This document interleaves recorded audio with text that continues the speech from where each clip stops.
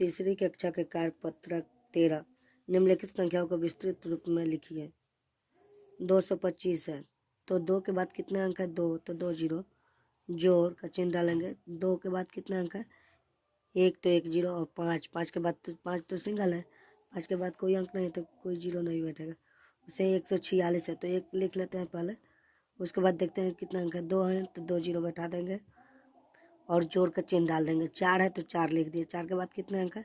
1 होते ही 1 को शून्य बैठा देंगे। उसके बाद क्या है? 6 है तो 6 लिख देंगे। 6 के बाद कोई अंक नहीं तो कोई जीरो नहीं। यहाँ 106 है तो 1 लिख देंगे। 1 के बाद कितने अंक? 2 अंक, तो 2 को जीरो बैठा देंगे। और जोड़ जीरो तो जीरो है।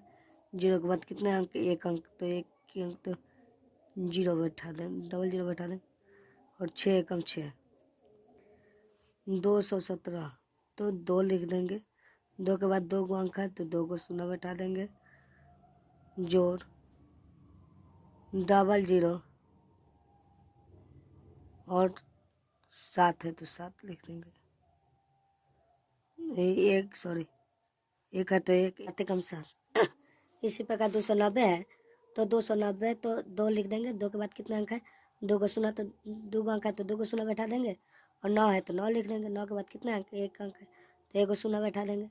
फिर जीरो तो जीरो होता है।